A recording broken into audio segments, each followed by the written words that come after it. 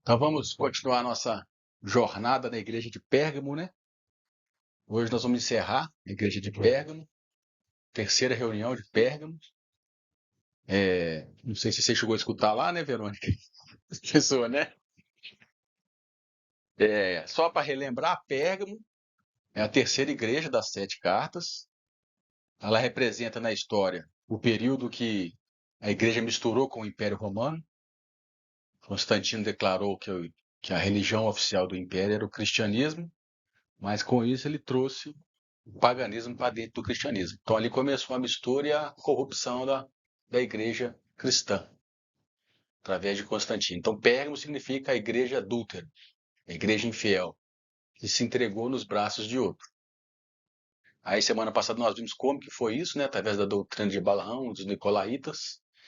E porque ela está unida a outro, é que Jesus se apresenta a ela como aquele que tem a espada afiada de 2 gumes. Cortar essa união, separar essa união. Jesus se apresenta a cada igreja de acordo com o estado espiritual dela. E ela precisa desfazer essa união profana que ela fez naquela época, e muitas vezes, quando a gente fala aqui, né, as cartas são para as igrejas. Nós podemos estar fazendo algumas uniões aí que tem que ser cortada, partida. Então, isso que a gente falou de Pérgamo, hoje nós vamos falar sobre a promessa aos vencedores. Então, vamos ler mais uma vez lá, Apocalipse 2, 12.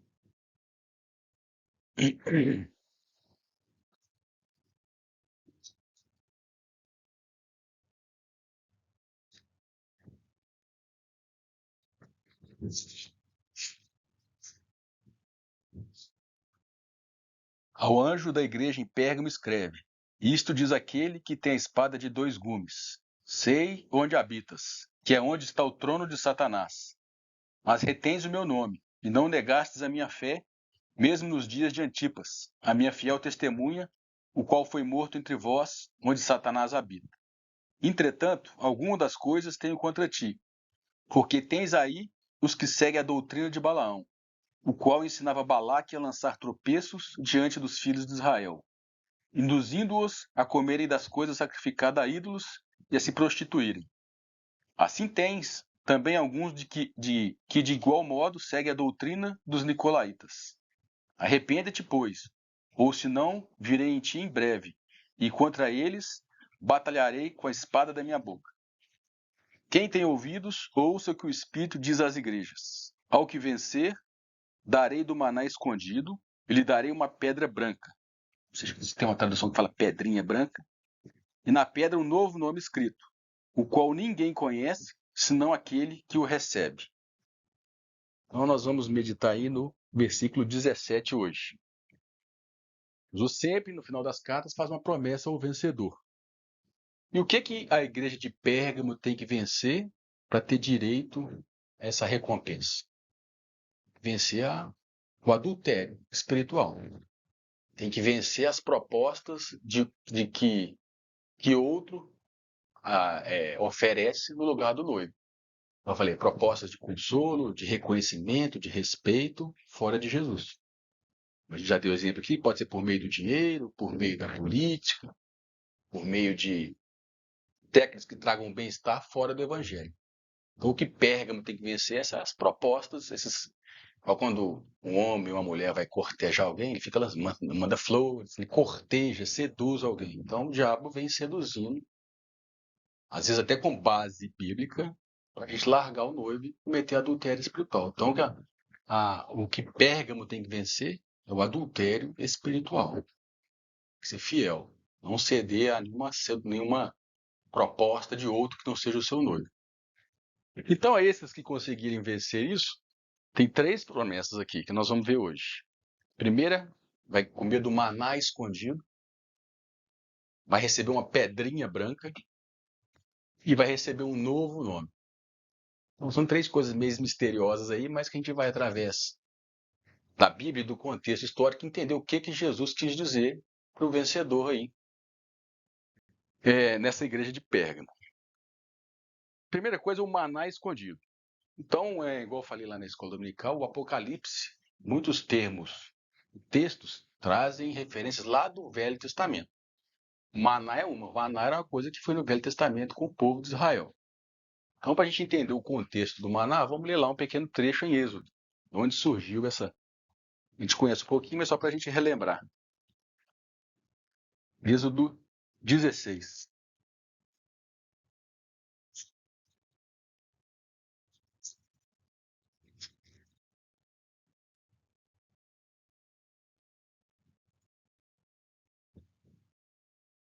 Versículo 12. Deus falou assim: Tenho ouvido as murmurações dos filhos de Israel. Diz-lhes: À tardinha comereis carne, e pela manhã vos fartareis de pão, e sabereis que eu sou o Senhor, o vosso Deus. E aconteceu que à tarde subiram codornizes e cobriram o arraial, e pela manhã havia uma camada de orvalho ao redor do arraial. Quando apareceu a camada de orvalho, eis que sobre a superfície do deserto estava uma coisa miúda, semelhante a escamas, coisa miúda como a geada sobre a terra. E vendo os filhos de Israel, disseram uns aos outros: Que é isso? Eu aprendi com o irmão que a palavra maná significa isso aqui. Que é isso? Maná, que é isso? Porque não sabia o que era. Então lhes disse Moisés: Este é o pão que o Senhor vosso Deus vos dá para comer. Aí no 16: Isto é o que o Senhor ordenou: colhei dele cada um conforme o que pode comer. O gomer é uma medida, né? Como se fosse uma grama, 1 quilo, para cada cabeça. Segundo o número de pessoas, cada um tomará os que se acharem na sua tenda. Assim o fizeram os filhos de Israel e colheram uns mais e outros menos. Quando, porém, o mediam com o gomer, nada sobejava ao que lhe colhera muito, nem faltava ao que colhera pouco. Colhia cada um tanto quanto podia comer. Também disse-lhes Moisés: Ninguém deixe dele para amanhã.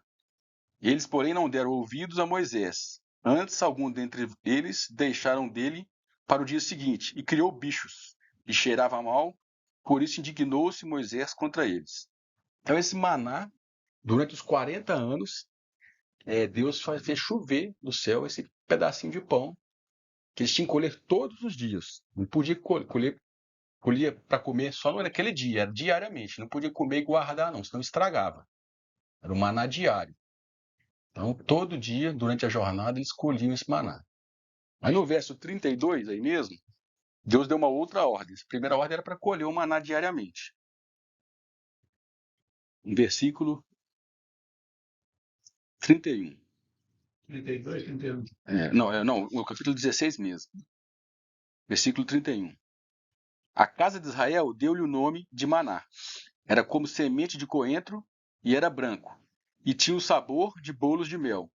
E disse Moisés: Isto é o que o Senhor ordenou. Desse maná, enchereis um gomer, que é a medida, o qual se guardará para as vossas gerações, para que eles vejam o pão que vos dei de comer no deserto, quando eu vos tirei da terra do Egito. Disse também Moisés a Arão: Toma um vaso, mete nele um gomer cheio de maná, e põe-no diante do Senhor, a fim de que sejas guardado para as vossas gerações. Como o Senhor tinha ordenado a Moisés, assim Arão o pôs diante do testemunho para ser guardado. Ora, os filhos de Israel comeram maná 40 anos, até que chegaram a uma terra habitada. Comeram maná até que chegaram aos termos da terra de Canaã. Então, tinha uma outra ordem. Além do maná que eles colhiam diariamente, quando choveu a primeira vez, Deus mandou pegar esse maná, desse maná, e colocar dentro de um vaso de ouro e colocar dentro da Arca da Aliança, que ficava no Santo dos Santos. Esse maná era para quando eles chegassem lá em Canaã. Isso que é o maná escondido. Estava escondido lá num vaso de ouro. Por isso que eu coloquei esse vaso aí, não é de ouro, não. E esse vaso ficava dentro da arca. Para quê? Para que seja testemunho quando eles chegarem na terra de Canaã, para as próximas gerações. Então tinha 2 manás, o diário e um guardado. E esse não estragou, não. Ficou lá dentro e não estragou. Só para a gente ver aqui em Hebreus, que Hebreus traz luz sobre as figuras lá do Velho Testamento. Hebreus 9.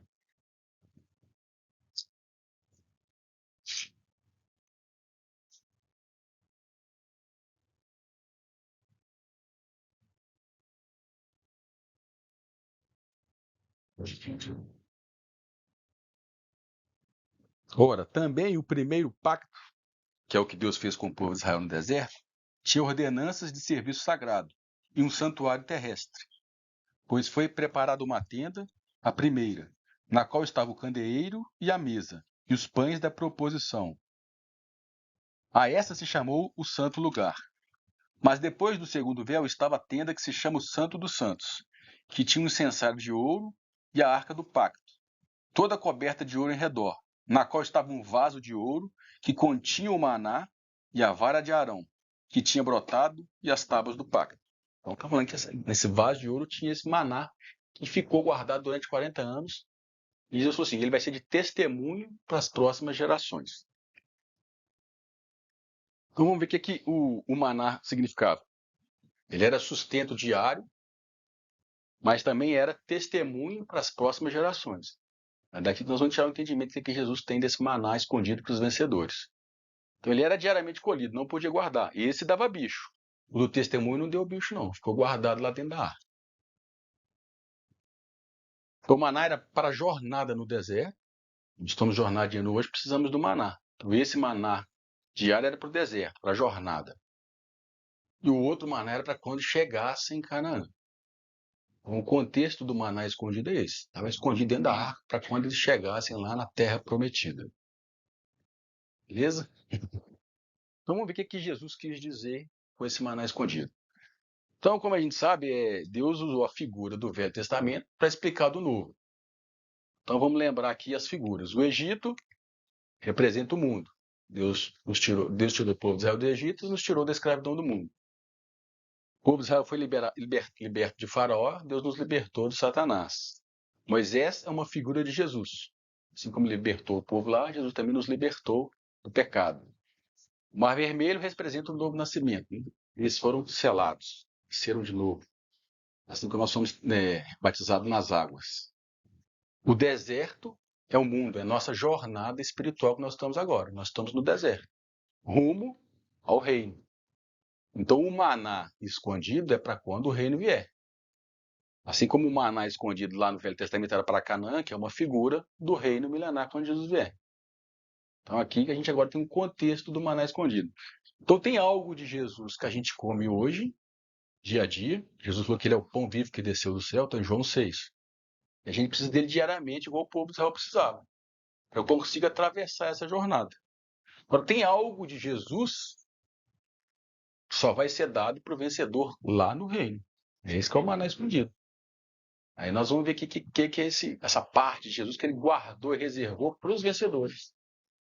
Porque seguindo essa figura, nós todos os dias alimentamos Jesus. Estamos alimentando aqui hoje. Não só com conhecimento, mas na medida que a gente vai tendo experiências com ele. Agora, baseado nesse contexto aqui, tem algo de Jesus que ele vai ser revelado e dado só para os vencedores no reino. A gente não sabe tudo ainda de Jesus, por mais que a gente vá conhecendo muito, a gente fica maravilhado, a gente não sabe nada ainda, sabe muito pouquinho. Tem algo escondido lá na arca que é muito mais valioso para testemunho de outras gerações. Então nós vamos ver agora o significado desse maná escondido. Então tem uma vida escondida em Jesus que ainda está reservada para os vencedores no reino milenar. Aí a Bíblia, em 1 Coríntios, usa uma expressão. O que é essa vida escondida? Ele só usa alguns adjetivos aqui que não deixa claro, não, mas só mostra a grandiosidade disso. 1 Coríntios 2:9.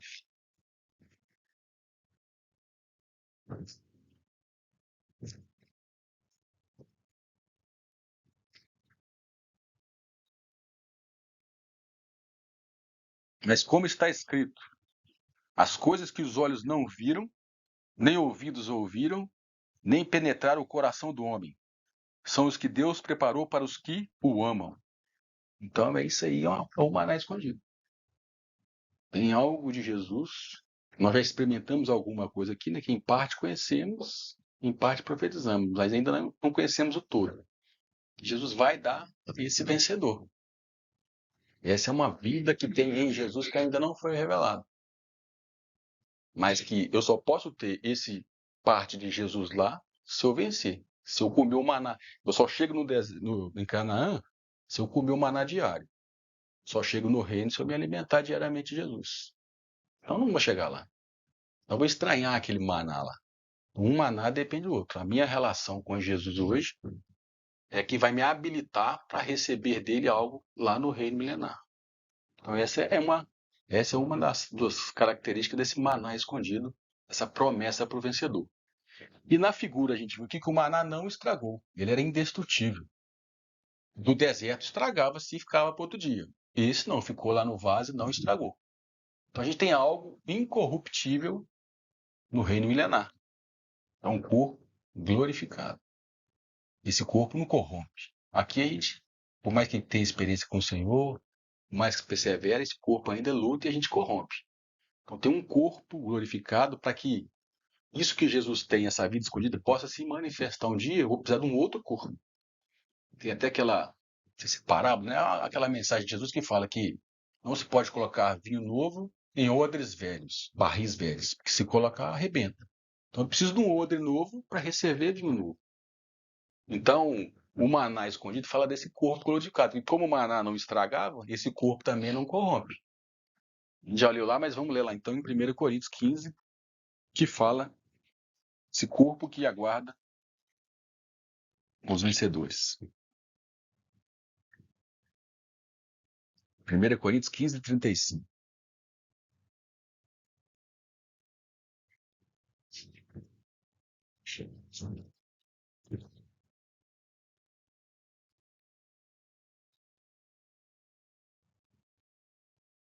Mas alguém dirá, 35, como ressuscitam os mortos? E com que qualidade de corpo vem? Insensato. O que tu semeias não é vivificado se primeiro não morrer. E, quando semeias, não semeias o corpo que há de nascer, mas o simples grão, como de trigo, ou de outra qualquer semente. Mas Deus lhes dá um corpo como lhe aprouve, e cada uma das sementes um corpo próprio. Então, o que está na semente, que é o verdadeiro corpo do que vai nascer. Assim existe uma vida em nós que vai ser exteriorizada lá. Essa vida incorruptível vai ser exteriorizada lá. Mas primeiro tem que plantar aqui nesse corpo. Sendo semeado o outro corpo lá, esse corpo aqui. 39. Nem toda carne é uma mesma carne, mas uma é a carne dos homens, outra a carne dos animais, outra das aves e a outra dos peixes. Também há corpos celestes e corpos terrestres, mas uma é a glória dos celestes e a outra dos terrestres. Uma é a glória do sol e a outra a glória da lua e a outra a glória das estrelas. Porque uma estrela difere em glória de outra estrela. Assim também é a ressurreição dos mortos. Semeia-se o corpo em corrupção e é ressuscitado em incorrupção. Come-se um maná diário a comer um maná indestrutível depois. Semeia-se ignomínia, é ressuscitado em glória. Semeia-se em fraqueza e é ressuscitado em poder. Semeia-se corpo animal, é ressuscitado o corpo espiritual. Se há corpo animal, há também corpo espiritual. Assim também está escrito: o primeiro homem, Adão, tornou-se alma vivente. O último Adão, espírito vivificante. Mas não é primeiro espiritual, senão animal, depois o espiritual. O primeiro homem, sendo da terra, é terreno, e o segundo homem é do céu. Qual o terreno, tais também os terrenos. E qual o celestial, que é Jesus, que recebeu um novo corpo, tais também os celestiais. E assim como trouxemos a imagem do terreno, traremos também a imagem do celestial. Tem algum versículo 49 aí, tem alguma versão diferente da minha? Se contorcendo a imagem do terreno, assim traremos também a imagem do celestial. Eu falo vestimos. E assim como vestimos a imagem do terrenal, vestiremos também a imagem do celestial. Porque é muito sutil aqui, que eu aprendi com o irmão Daniel, lá do Escriba do Reino. Quando fala assim, traremos também a imagem do celestial, parece uma garantia. Então nós vamos trazer. Mas lá ele fala que no original grego é uma condição que nós devemos trazer, é uma responsabilidade nossa. Que fica parecendo que é uma garantia. Então todo mundo vai receber. Não, é que nós devemos também trazer a imagem do celestial para a gente poder ter esse corpo ressurreto. Assim como trazemos a imagem terrena, devemos também trazer a imagem do celestial. É uma condição e uma responsabilidade. Nós temos que trazer isso. Então esse maná incorruptível que tinha dentro da arca, fala para nós desse corpo incorruptível que receberemos, do qual podemos usufruir e expressar essa vida escondida em Jesus. Esse é o figura do maná escondido. E um terceiro significado do maná escondido fala que ele é para testemunho, lá no Velho Testamento, que era para testemunho das gerações futuras. Para eles saberem que Deus os alimentou durante 40 anos no deserto. Então tem algo que eu tenho hoje, que estou recebendo hoje, nós todos, né? Que não é só para a minha vida agora, tem uma geração futura lá no reino. Eu já falei aqui, a salvação e nossa edificação não é só para agora. Eu vou ter um papel durante o reino milenar. E eu só posso ter esse papel lá se eu estiver aqui. Então eu vou dar testemunho para alguém durante um período. A figura está falando isso. Aí eu coloquei o sacerdócio milenar. Porque na Apocalipse, na próxima igreja que nós vamos ver, em Tiatira, fala que aquele que vencer, Deus lhe dará poder para reger as nações com a vara de ferro. Que nações? Falando do milênio, de gente que vai nascer, reger e administrar, conduzir. Nós vamos ministrar, os vencedores vão ministrar durante o milênio sobre Jesus. As pessoas lá, essa geração que vai aprender sobre Deus. Mas eu só posso dar testemunho lá se eu aprender, se eu testemunho, se eu vi alguma coisa aqui. O que é o testemunho? Se eu testemunho alguma coisa, ela vai contar e relatar alguma coisa que viu. Então lá eu só posso relatar alguma coisa que eu experimentei agora. Por isso que eu falei de sacerdócio milenar. Aí nós vamos ler 2 versículos que fala disso. Mas quando fala que nós somos reinos e sacerdotes, está aí em Apocalipse 1, Apocalipse 5, é rei sobre alguém, sobre alguma coisa, e sacerdote é mediador. Eu vou mediar e vou ministrar, né, sobre alguém. O vencedor vai ter essa responsabilidade. Por que ele tem essa capacidade de ministrar? Porque ele experimentou agora. Isso, o que a gente experimenta agora vai ser base para a vida escondida manifestar durante 1000 anos. Aí nós vamos falar mais para frente. Durante 1000 anos a igreja vai conduzir as nações aqui junto com Jesus. Nós não vamos ficar no céu chupando uva e cantando música. É o mais profundo. Deus preparou Israel para que a igreja viesse. Deus está preparando a igreja para que os vencedores manifestem no milênio. Esse é o propósito original de Deus. Não é ir para o céu. É continuar, porque o milênio é a restauração do plano original de Deus no Jardim do Éden. Tinha a terra, tinha o jardim, não tinha o Éden e o jardim no meio do Éden. A vida para fluir para toda a terra dependia da árvore da vida que fluía de um centro chamado Jardim do Éden. E assim vai ser no milênio. Toda a terra, as nações vão receber a vida que flui de um centro, que é Jesus e a sua noiva. Como é que essa vida vai fluir? Nós vamos conduzir. Os detalhes eu não sei, mas as nações durante o milênio vão aprender de Jesus, vão reconverter através dos vencedores da igreja. O que hoje os anjos ministram, né? A Bíblia fala que são espíritos ministradores, a igreja, os vencedores, né? A igreja, os vencedores vão subir o lugar deles. Vencedores, forma a nossa imagem, a nossa semelhança, e domine o homem sobre todas as coisas. O reino, dominar. Mas a coisa inverteu. O homem passou a ser dominado. O homem passou a ser escravo. Né? E agora com os vencedores vai voltar à imagem, vai inverter, de dominar. E perdeu esse domínio. Passou a ser dominado pela carne, pelo ego, né? Dominante, ele passou a ser dominado. Então vamos, nesse contexto que eu falei, vamos lá em Mateus 19.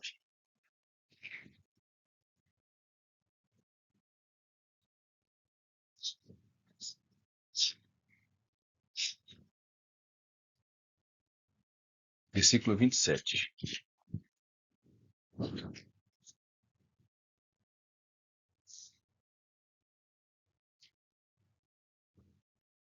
Então, achou aí?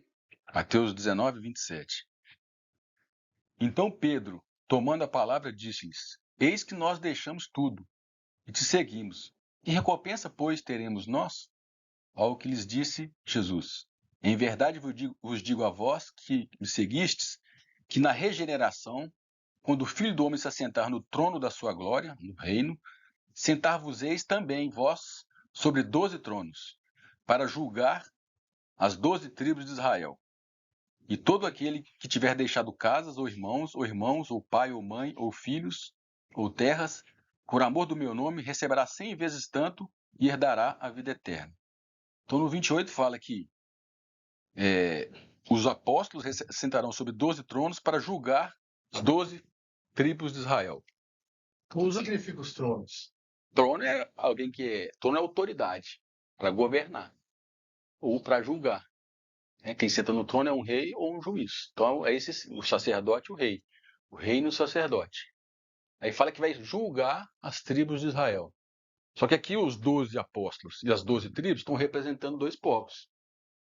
Porque o remanescente de Israel que aceitar Jesus lá na grande tribulação, ele fala em Romanos 11, a gente já viu, existe um remanescente.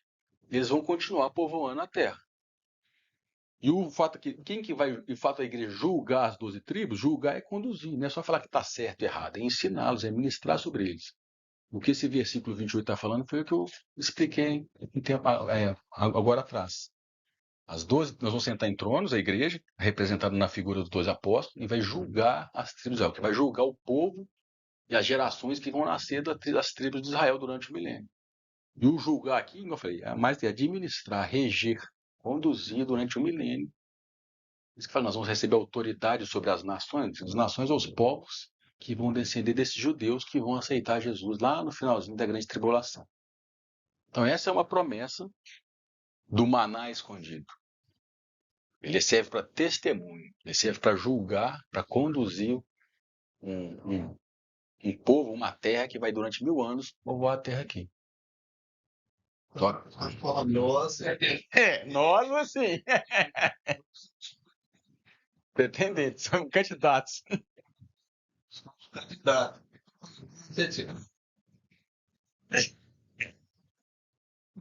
Tem que vencer. Por vencer por esse nós aí, é melhor. Renatinho, fiquei pensando aqui nessa questão que você falou.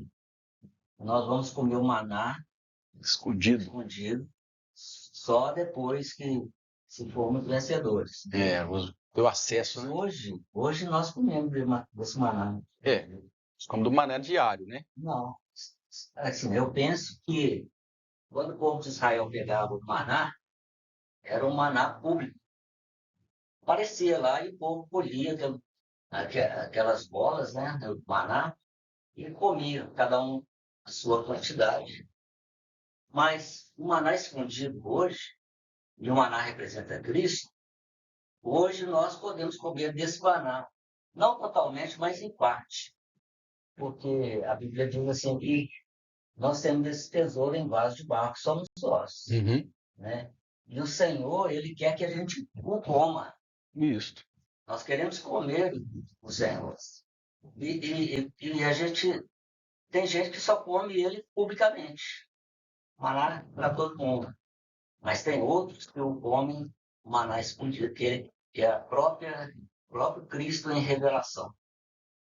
Então, quando a gente tem essas revelações e busca o Senhor de todo o coração, com o coração limpo, a gente come desse maná escondido.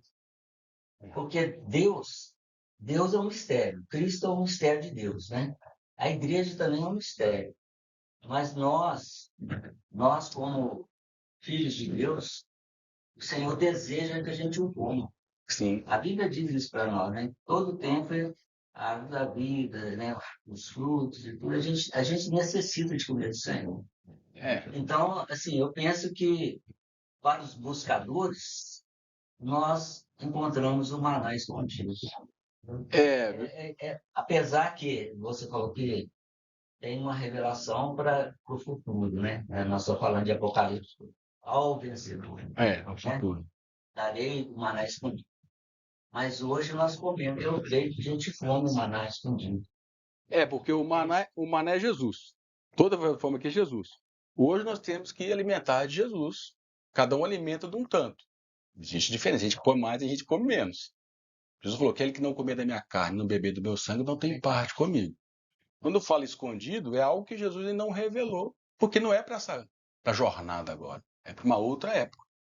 O que é para essa época é rico também. A gente não tem o tamanho ainda.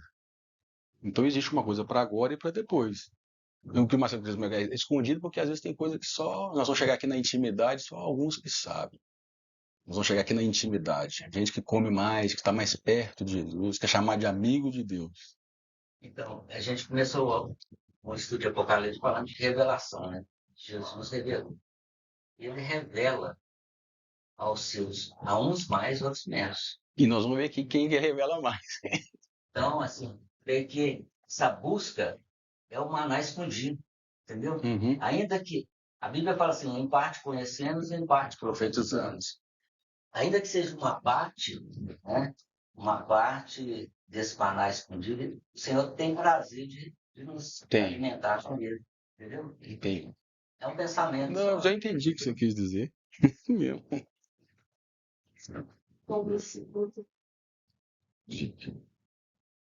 Porém, muitos primeiros serão os últimos. Muitos serão primeiros.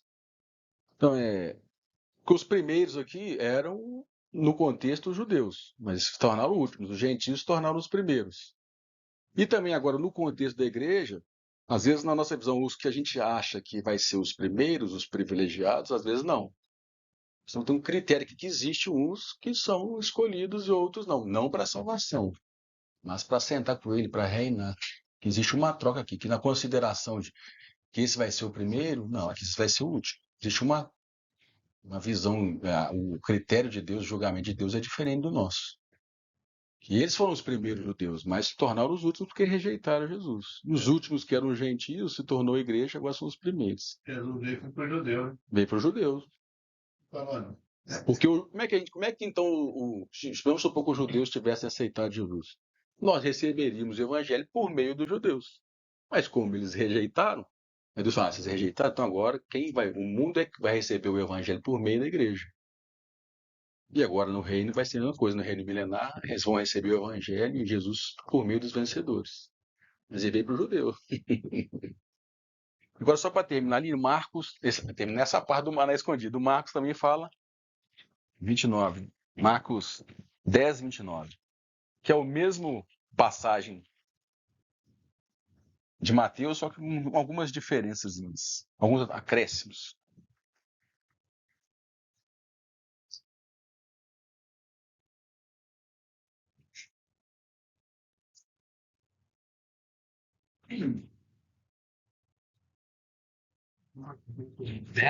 Marcos 10. 10, 28.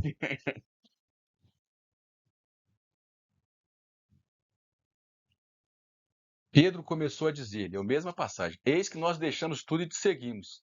Respondeu-lhe Jesus, em verdade vos digo que ninguém há que tenha deixado casa, ou irmãos, ou irmãs, ou mãe, ou pai, ou filhos, ou campos, por amor de mim e do evangelho, que não receba 100 vezes tanto, já neste tempo, em casas, irmãos, irmãs e mães, e filhos e campos, com perseguições. E no mundo vindouro, o mundo vindouro é o reino, na era vindoura, a vida eterna, que não é viver para sempre, é a vida que está em Jesus. Então, aqueles que deixam, recebem agora e recebem depois. Só para completar aqui, mas aqui recebe com perseguição. Quer dizer que eu vou receber benefícios, eu vou receber de Jesus, gosto de falar coisa maior, mas com muita luta, que a carne e o espírito se militam um contra o outro. Então, essa é a primeira promessa ao vencedor de Pérgamo, o maná escondido. Agora tem a... Falar alguma coisa? Eu vou fazer uma observação. Quando foi do maná, no Êxodo fala que todo dia descia o maná, né? Quando a gente chega aqui no versículo 5 do Êxodo, 16? Aí fala, e acontecerá ao sexto dia que prepararão o que colheram, e será o dobro do que colhem cada dia. Por que o dobro? Tem uma explicação? Porque no sábado não podia comer. Sábado era o dia de descanso. Então na sexta colhia o dobro para comer o do sábado. No sexto dia colheu o dobro. Para sexta e para o sábado. Aí não estragava. Aí não estragava. Esse não, porque já estão. É algo assim que você colhe hoje, né? Come o suficiente. Se você tentar juntar, ele estraga. E quando não chega no sexto dia, o que acontece? Você colhe em dobro e no estrago. no estrago. Ele estraga. É um mistério, né? É algo muito divino, né? É, que Deus tem a porção diária para cada um. Interessante também que o maná escondido no vaso de ouro, ele não estraga, No estrago, entendeu? Talvez seja uma tipologia de uma semente que a gente tem dentro de nós. Nós somos vasos de barro, mas nós temos uma semente de Deus em nós. Então, essa semente é indestrutível, é incorruptível, porque está ligado ao nosso espírito. Então agora vamos falar da segunda promessa da pedrinha branca. Jesus fala, vai dar pedrinha branca para o vencedor. Eu coloquei esse diamante aí porque tem uma linha de entendimento que nós vamos receber um diamante lá. Agora nós vamos receber um diamante físico, né? Uma coisa do valor espiritual. Que quando a gente viu naquele outro estudo, lá nos muros da Nova Jerusalém, eram feitos de pedras preciosas. Mas para a gente entender o verdadeiro significado aqui, Deus tinha uma didática de trazer textos conforme as práticas da época. Então, nessa época aqui da igreja em Pérgamo, tinha o seguinte fato.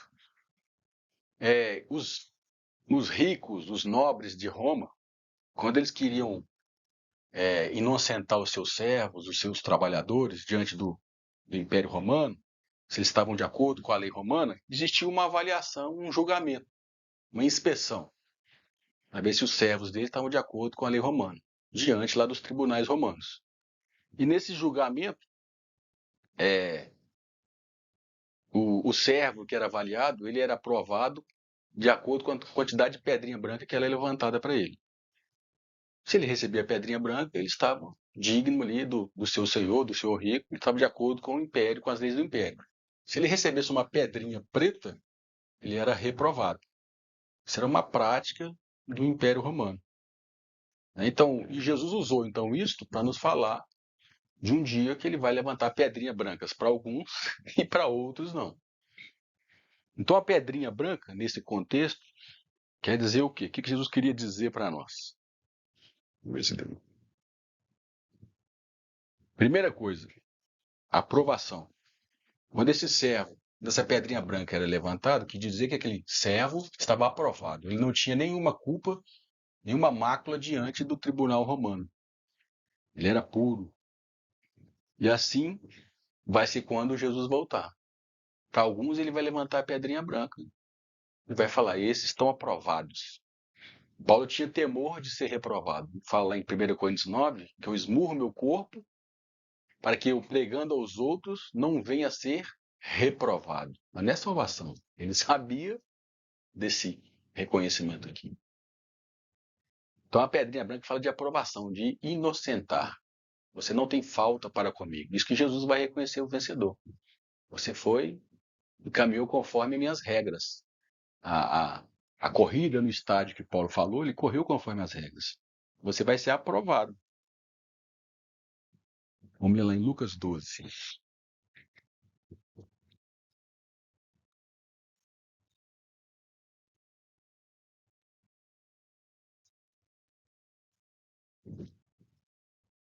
Oito e 9.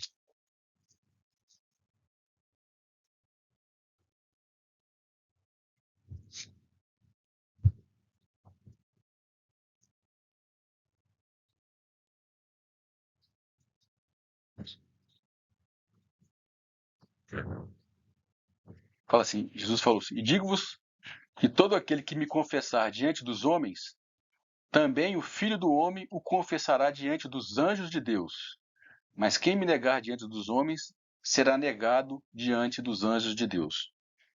Assim como isso aqui era uma confissão pública do Senhor para os seus servos, Jesus vai confessar diante do Pai e dos anjos. Esse meu filho aqui está aprovado. Isso aqui é um vencedor. Esse fato aqui da pedrinha branca era uma honraria pública. E aqui também vai ser público. Esse aqui estão aprovados diante do Pai e dos anjos. Esse aqui é um vencedor. O vencedor vai receber essa honra. Está aprovado para quê? Para exercer o reino e o sacerdócio. Assim como Josué e Caleb foram aprovados para entrar em Canaã. Em Mateus 10, 32, 33. Eu acho que Olha, fala. você leu aqui, versículo 8. Tá. Tem outra passagem na Bíblia que sempre fala filho do homem. O que eles usaram esse? Como se. É um título que era dado para Jesus, que era dado também para alguns profetas.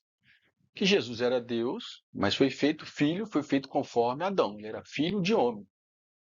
A explicação que eu já vi é isso, não sei se vocês já viram outra melhor. Ele era filho do homem, ele era conforme Adão e Eva. Apesar de ter sido Deus, porque ele deixou de ser não, ele abandonou toda a sua glória, todo o seu poder, se fez homem. Então ele é filho do homem.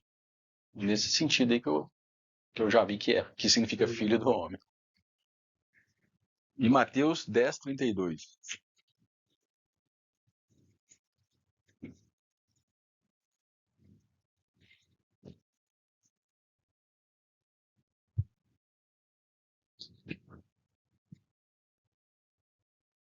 É o mesmo texto, né? Portanto, todo aquele que me confessar diante dos homens, também o confessarei diante do meu Pai que está nos céus. Mas qualquer que me negar diante dos homens, também o negarei diante do meu Pai que está nos céus. Aí se a pessoa não tem a visão do reino, acho que isso aqui é perder a salvação. Igual eu lembro quando eu era mais novo. Se eu chegar num lugar, num trabalho, e às vezes não falar que eu sou crente, com vergonha, tímido, não, já era, perdi. Às vezes quando a gente era imaturo, dependendo de como é pregado, você fica aquela... Eu tenho que mostrar que eu sou crente, sou evangélico, porque senão eu estou negando Jesus. Confessar aqui não é só com a boca, é uma postura de vida. Eu confesso Jesus quando eu aceito e sigo aquilo que ele determinou. Discípulo é seguidor. Então, aquele que se colocar numa postura de me seguir, está me confessando. Naquele dia eu vou levantar a pedrinha branca, em público. Este foi aprovado, este é vencedor. Então, esse reconhecimento por parte de Jesus vai ser um evento, uma solenidade pública diante de Pai e dos anjos. Deus vai honrar aqueles que foram fiéis a ele. Só que quando o servo, né, no contexto lá, recebia essa aprovação, a pedrinha branca também falava outra coisa, que aquele servo era digno de confiança. O rico lá da época, né, o nobre, falava assim, esse servo que trabalha na minha casa, além de ele não ter nenhuma coisa contra a lei romana, ele também é da minha confiança. Ele é digno de estar dentro do meu patrimônio, dentro dos meus afazeres. Então, quando Jesus levantar a pedrinha branca, ele fala que confia na gente. A gente fala muito em Deus, em confiar em Deus, mas Deus pode confiar em nós? Vou fazer a pergunta igual o Daniel fez lá do irmão, do escriba do reino. Deus ama todos os filhos de Deus, toda a igreja. Deus confia em todos os filhos de Deus? Deus confia no você? Deus confia em mim? Porque para confiar tem que ter intimidade e tem que ter amizade. A confiança, o voto de confiança é aquele que é amigo de Deus. Então Deus tem amigos e tem filhos. Nós vamos ver aqui, tem servos. Então a pedrinha branca é uma confissão de Deus que você foi meu amigo. Deus está disponível para ser amigo de todos. Agora, nem todos estão dispostos a ser amigo dele. E nós vamos ver se... Aí entra aquela via de mão dupla, né? Estejais em mim e eu em vós. Estar nele, todos nós já estamos. Agora, para que ele esteja em nós, aí, às vezes, a gente tem que deixar o adultério, a prostituição espiritual. Né? Então, às vezes, Jesus não está em todos. Senão a via de mão dupla é um casamento. Né? É um casamento. Estejais em mim e eu em vós. Não tem casamento. Não tem noiva, a noiva infiel não tem casamento. O noivo não vai casar com quem ele não conhece. Vai não vai ter. Então nós não estamos falando de salvação, nós estamos falando aqui de casamento, de reino, de sacerdócio. Nós já explicou aqui, né, a igreja, por causa de Sardes, que nós vamos chegar ainda, por causa da reforma, resumiu o evangelho a não ir para o inferno. Muito mais além disso. Plano de Deus. Nos livrar do inferno, da condenação do pecado, é só o início da jornada, do plano. Então vamos ler aqui no Salmo 25, 14. Já que a pedrinha branca fala de amizade, tem a ver com intimidade.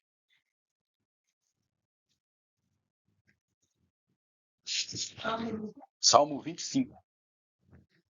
Tá acordado aí, né, Tuzão?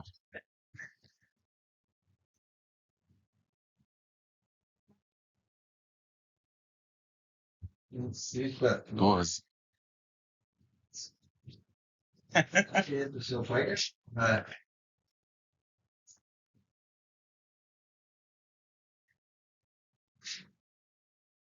25:14. Na minha versão, fala assim: a intimidade do Senhor é para aqueles que o temem, e ele lhes fará saber a sua aliança. Não sei se tem alguma versão diferente. O segredo do Senhor para o seu teme.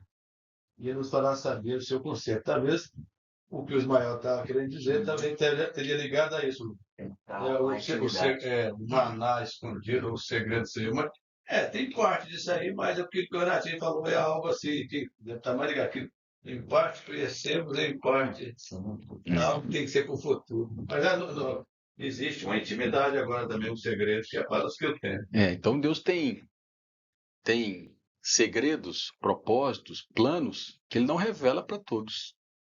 Ele revela aqui para os íntimos. Que a intimidade é do Senhor. Hã?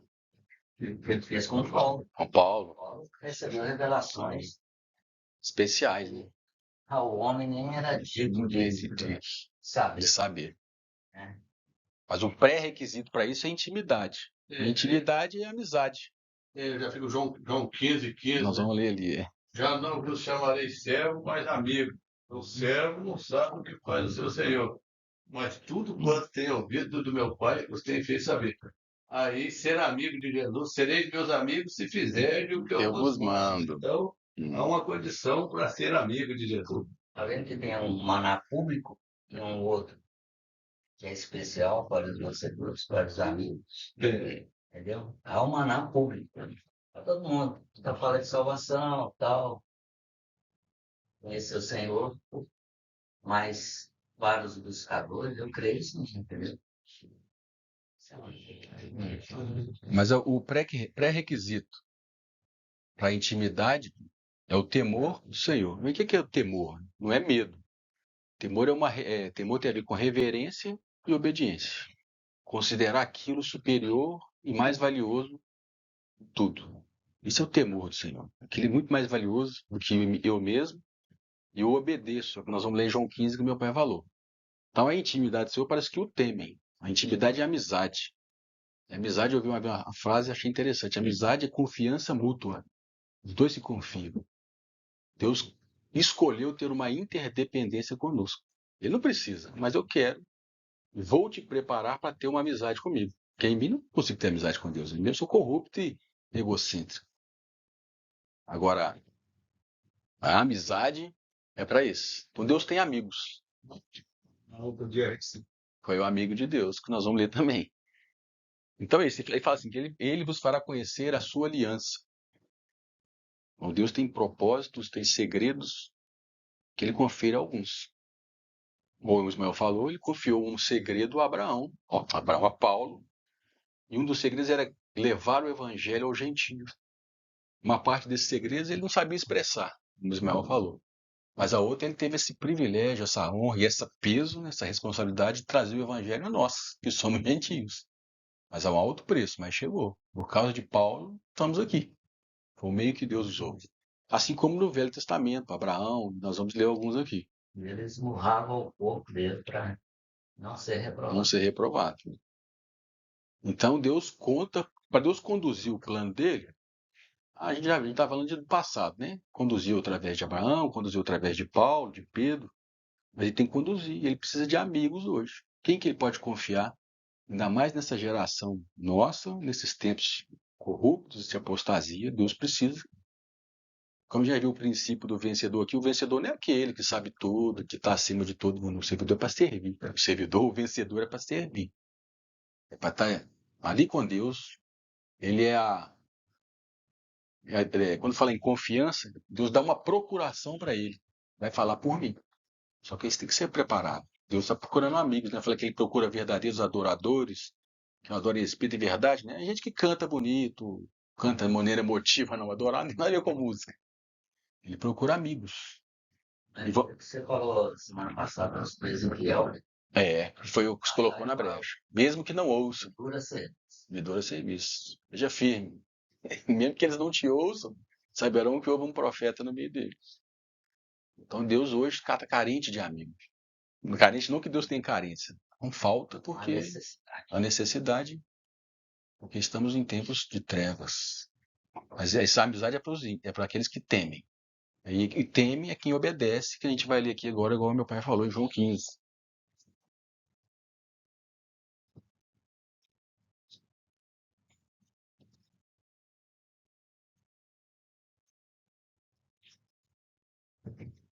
João 15, 14.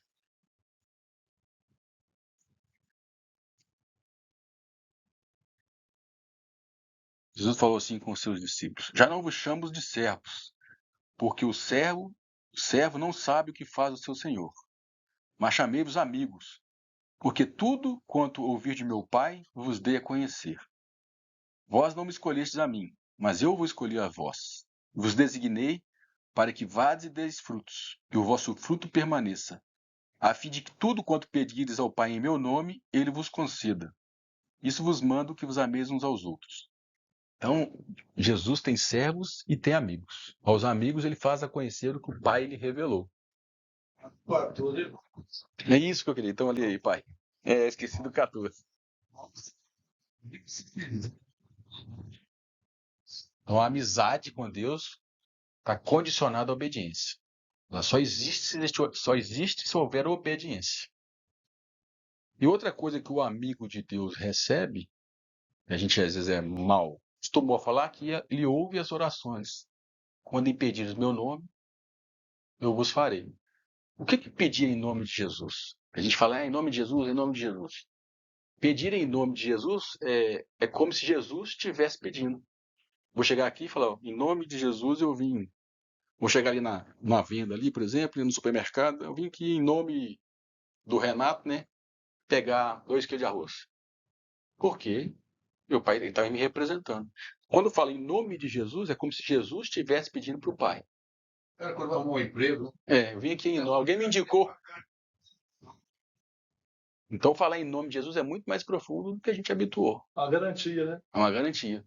Jesus diz assim, pode ir no meu nome que ele vai te dar. Mas porque eu obedeço, o versículo 14 tem a condição. Porque o Pai vai me dar aquilo que está de acordo com a vontade dele.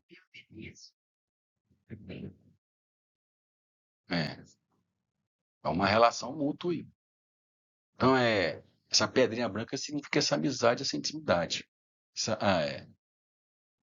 E Abraão foi chamado de amigo de Deus, que está escrito lá em Tiago.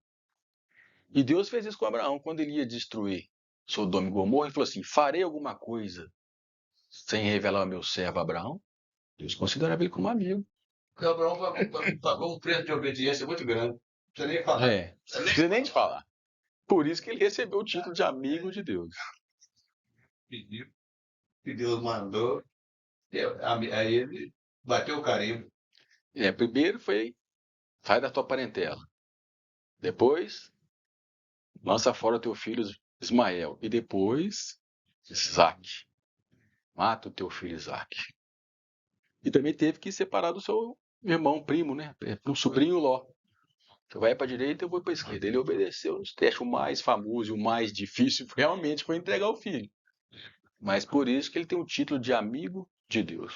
Que título, meu amigo ali? Um vencedor vai receber essa pedrinha. Aquele que vencia naquele dia, Deus vai, quando recebe a pedrinha branca, fala, esse aí é meu amigo. Esse eu conheço. Em oposição a isso, tem uns que Jesus fala que não conhece e não deu confiar a eles. Mas eu vou ler o de João aqui para a gente ler esse primeiro. João 2, tá aí mesmo, né? Nós não estamos falando aqui de... Cadê?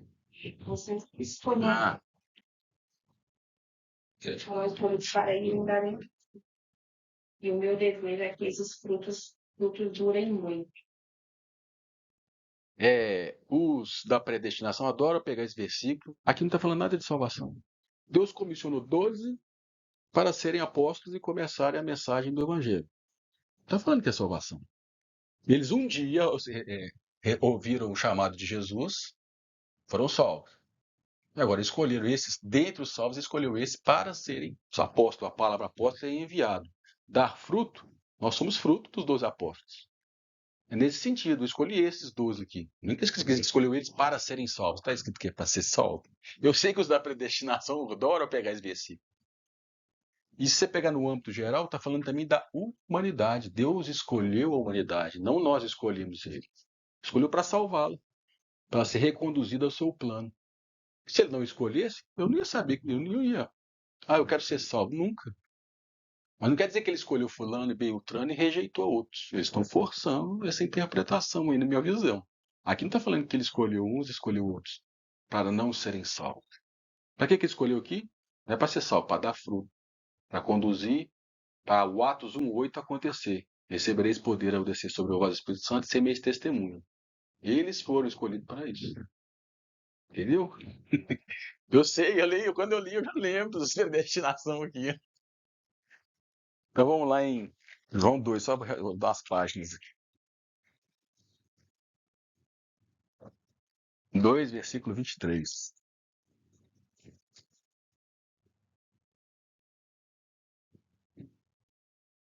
Ora, estando eles em Jerusalém, pela festa da Páscoa, muitos, vendo os sinais que faziam, creram no seu nome. Mas o próprio Jesus não se confiava a eles. 2, 23 e 24. 24. Mas o próprio Jesus não se confiava a eles, porque os conhecia a todos. Então Jesus não se confia a todos. A sua intimidade, relacionamento mais íntimo, não é para todos. Ele ama a todos, mas os seus segredos, os seus propósitos, o seu plano, as coisas valiosas, do quais depende outras pessoas, é só para os amigos, os que são responsáveis, para os que os temem. E o texto que meu pai falou está lá em Mateus 7. Muitos dirão, 7,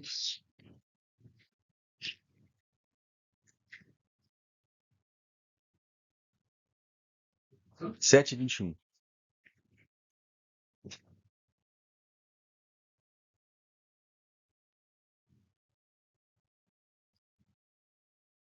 Jesus falou assim: nem todos que me diz Senhor, Senhor, entrará no reino dos céus. Aqui não está falando que será salvo, é entrar no reino dos céus.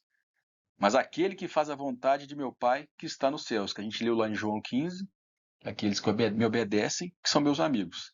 Muitos me dirão naquele dia, no dia que vai ter esse julgamento aqui da pedrinha: Senhor, Senhor, não profetizamos nós em teu nome?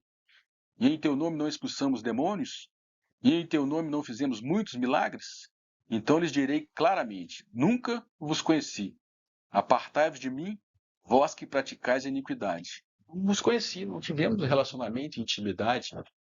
Muitos aceitam Jesus, nascem de novo, mas não desenvolvem esse relacionamento, não comem esse pão diário. Eu não conheço o seu nome. Para entrar no reino aqui tem que ser meu amigo. Tem que ser gente que eu confio, porque eu vou confiar outros a esses no reino, como eu falei aqui. Deus vai confiar durante 1000 anos, gente, para conhecer dele, tem que ser gente de confiança, que é valioso às pessoas. Assim como ele confia hoje, nós uns aos outros. Por isso que é uma responsabilidade muito grande quando você entra para a igreja salvo, e não para a igreja endereço. Agora você tem uma responsabilidade um para com o outro. Então a pedrinha branca fala dessas duas coisas, de ser aprovado naquele dia e de confiança, de ser amizade. E fala que a pedrinha é branca. Então o branco na Bíblia significa pureza. No caso de Pérgamo, ela não era pura, ela era misturada. Misturada com, na época, lá, com o Império Romano, com o paganismo, e dependendo de hoje, pode ter muito crente, igreja misturada com o mundo. Eu dei alguns exemplos aqui aquele dia, né? Capitalismo, misticismo, administração, psicologia, psiquiatria, dei vários exemplos que a gente pode fazendo alianças aí que está indo em Jesus, colocando a minha confiança, o meu reconhecimento em outra coisa que não nele. Então o que não é o branco é pureza, não tem mistura nenhuma. E o Mateus 5:8 fala que bem-aventurados os puros de coração, porque deles é o reino dos céus. Então, puro de coração não é que não. A gente fala pureza é que não peca. Não, a gente peca. Puro porque não tem mistura. Só tem uma vontade. Coração é vontade. A minha vontade é seguir o Senhor, ainda que eu caia. Não tem mistura nenhuma. Por isso que em Tiago 4:8, esse nós vamos ler que eu não lembro de cor direitinho, não. Tudo é puro para os Esse é Tito, né? Tem esse também. Tiago 4, 8. 4. 8. Chegando. Chegai-vos para Deus, e ele se chegará para vós. Limpai as mãos, pecadores, e vós de duplo ânimo, purificai os vossos corações. Tem uma versão que fala diferente. Duplo ânimo. É uma vontade que tem hora que fica oscilando. Às vezes você quer as coisas de Deus por ele mesmo, ou por benefícios, ou por temor, ou por medo. É ter uma vontade única, a pureza aqui. Coração puro é a vontade única. Firmeza. O branco significa isso, pureza e justiça. Que lá em Apocalipse fala que da noiva, que fala que as vestes brancas que ela recebeu são os atos de justiça dos santos. E o fio pruno e resplandecente. O que é um ato de justiça? A justiça de Deus é pela fé. Então todo ato, toda postura que eu coloquei diante de Deus, fruto de fé, não de minha boa intenção, Deus considera justo. Então, os atos que eu respondi de uma revelação que Deus me deu. Isso é ato justo. Ele foi justificado pela fé. Então, o branco representa a pureza e a justiça. Então, a pedrinha branca é isso. E para a gente terminar, um novo nome que nós vamos receber. Cada um vai receber um novo nome. O nome indica algo inerente àquilo, que é aquilo. O nome significa aquilo que você é. Hoje eu sou alguma coisa. Estou em transformação e serei algo algum dia. Eu nasci na carne, semelhante a Adão, do Renato e da Cleonice, e recebi o nome de Renato. Mas nós não nascemos de novo, estamos sendo formados segundo o último Adão, Jesus. Uma nova pessoa dentro de mim. E essa nova pessoa que está sendo formada vai receber um nome também. Cada um vai saber esse nome. Mas esse nome não é só para me identificar, para demonstrar quem eu realmente sou. É a minha identidade. Então, para aquilo que eu fui criado, vai ser revelado no reino. Realmente, para que eu fui criado? Hoje a maior crise, né? Sempre a maior crise do ser humano é a identidade, né? Quem sou eu? Para que eu vim fazer aqui na Terra? Qual que é o sentido da minha vida? Qual que é o meu propósito? E se a gente parar a pensar, o mundo gira em torno de responder essa pergunta. Trabalha, cria coisas, guerreia. Ele tem um vazio nele. Nós recebemos a semente dessa identidade que está sendo formada. Naquele dia lá, eu recebi um novo nome. Você foi feito para isso e você se tornou aquilo que eu preparei que você fosse. Está sendo construído em mim. É o que está escrito lá em 1 João 3,2. Renato. Renascido.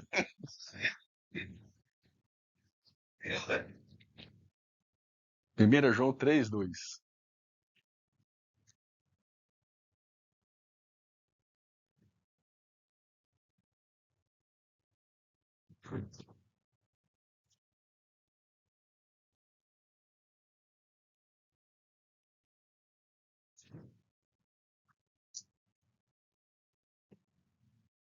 Fala assim: Amados, agora somos filhos de Deus. E ainda não é manifesto o que havemos de ser. Mas sabemos que, quando ele se manifestar, seremos semelhante a ele. Porque assim como o é, o veremos. Então aqui ainda não é manifesto o que eu hei de ser. Então estou em formação. Estou crescendo. Espiritualmente, fisicamente eu tenho 48 anos. Espiritualmente eu não sei. Eu estou em gestação. Posso ser um bebê, um adolescente, um adulto. Eu estou em gestação. E o dia que eu estiver formado, eu vou receber um novo nome.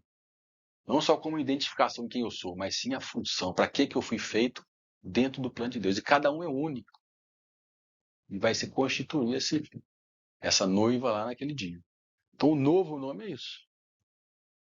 E 1 Coríntios fala que em parte conhecemos, em parte profetizamos. Então estamos em parte. Mas quando vier aquilo que é perfeito, em parte será aniquilado. Aí eu vou ser completamente.